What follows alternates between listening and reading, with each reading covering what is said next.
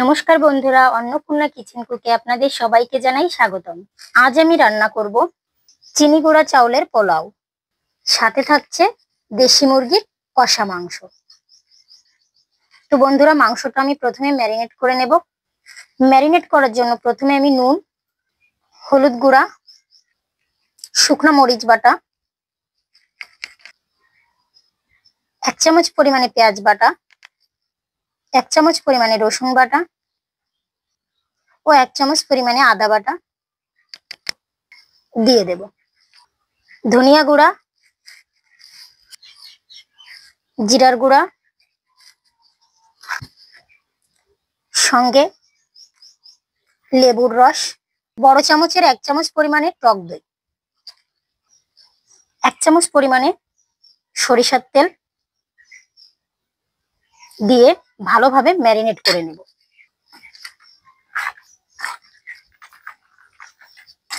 আমার ম্যারিনেট করা হয়ে গেছে, আমি এখন 20 মিনিটের জন্য ঢাকা দিয়ে রাখবো।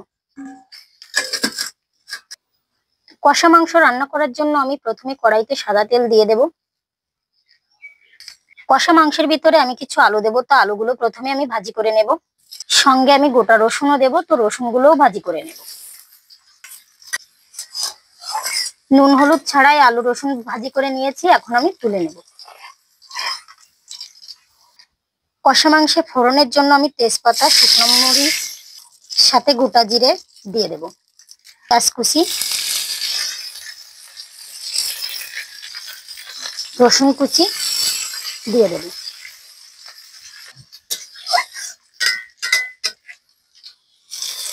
এরপর আমি টমেটো কুচি দিয়ে দেব। টমেটো কুচিটা একটু নরম হয়ে আসলে আমি পেঁয়াজ, রসুন, আদা ও শুকনো মরিচ বাটা দিয়ে দেব।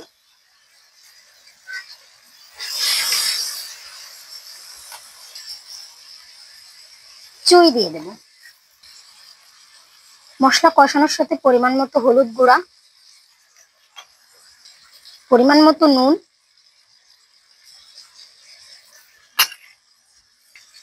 দিয়ে ভালো করে নাড়িয়ে দেব। মশলাটা আরো ভালোভাবে কষানোর জন্য আমি সামান্য পরিমাণে জল দিয়ে দেব।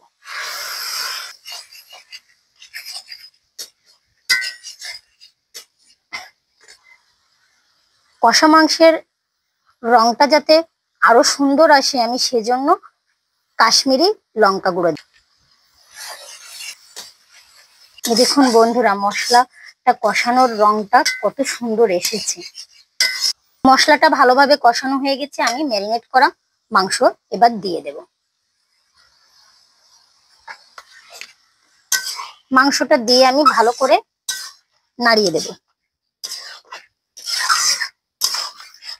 ম্যারিনেট করা মাংস যে পাত্রে ছিল, আমি সেই পাত্রে সামান্য পরিমাণে জলটা দিয়ে মাংসের ভিতর দিয়ে দেব। মাংসটা যেহেতু দেশি মুরগি, তাই আমি জায়ফল দেব যাতে মাংসটা তাড়াতাড়ি সেদ্ধ হয়ে আসে। মাংসটা কষানো হয়ে আসার মতন সময় আমি আলুগুলো দিয়ে দেব, দিয়ে আবারও কষাতে থাকবো। কষানো হয়ে আসলে কালারটা ঠিক রাখার জন্যই আমি আগে দেইনি ধনে গুঁড়া, আমি কষানো হয়ে গেলেই জিরার গুঁড়া দেব, দিয়ে ভালোভাবে নাড়তে থাকবো। দেখুন বন্ধুরা, মাংসটা আমার কষানো হয়ে গেছে। দেখুন মাংস কষানোর সাথে সাথে তেল ছেড়ে দিয়েছে। আমি এবার পরিমাণ মতো জল দিয়ে দেব।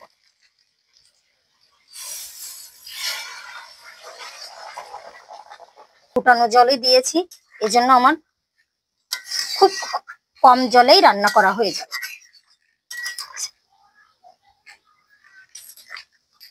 দেখুন বন্ধুরা, মাংসে আমার কি কি মশলা লাগবে: 4টে এলাচ, 3খানা দারুচিনি, জয়িত্রী, গোলমরিচ ও 3টি লবঙ্গ সাথে।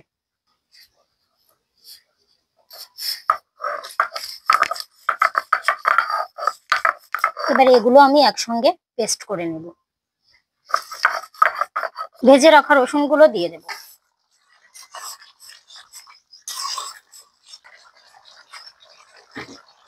ওটা হয়ে আসা পর্যায়ে আমি বেটে রাখা মশলা দিয়ে দেব।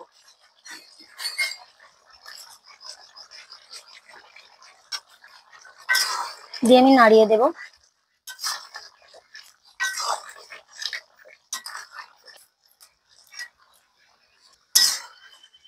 কষা মাংসটা রান্না করা হয়ে গেছে, আমি এখন নামিয়ে নেব। এই দেখুন বন্ধুরা, কষা মাংসটা কত সুন্দর হয়েছে, আমি এখন নামিয়ে নিচ্ছি।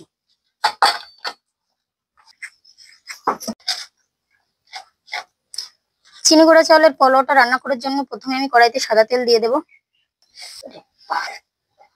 তোমার পোলাও রান্না করার জন্য পেঁয়াজ কুচি লাগবে, তো প্রথমে আমি পেঁয়াজ কুচিগুলো ভাজি করে নেব।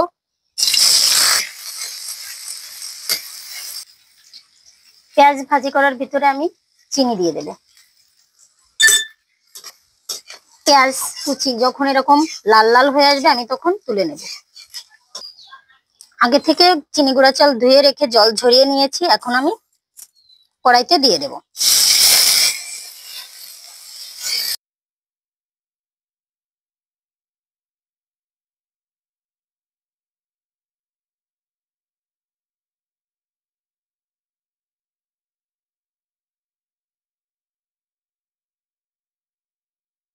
তেজপাতা, দারুচিনি, এলাচ ও শুকনো মরিচ ছিঁড়ে দিয়ে দিলাম। পোলাও চালটা ভাজি করা হয়ে গেছে, আমি এখন জল দিয়ে দেব। জলটা ফুটে আসলে আমি ভেজে রাখা পেঁয়াজটা দিয়ে দেব। 1 চামচ পরিমাণে চিনি দিয়ে দেব। সামান্য পরিমাণে নুন দিয়ে দেব।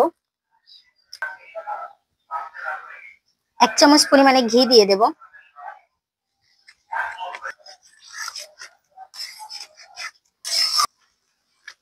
পোলাও চালের ভাতটা আমার হয়ে গেছে, আমি এখন নামিয়ে নেব। দেশি মুরগির কষা মাংসের সাথে পোলাও চালের এই রেসিপিটা আপনাদের কেমন লেগেছে? ভালো লাগলে চ্যানেলটি সাবস্ক্রাইব, কমেন্ট ও শেয়ার করতে ভুলবেন না।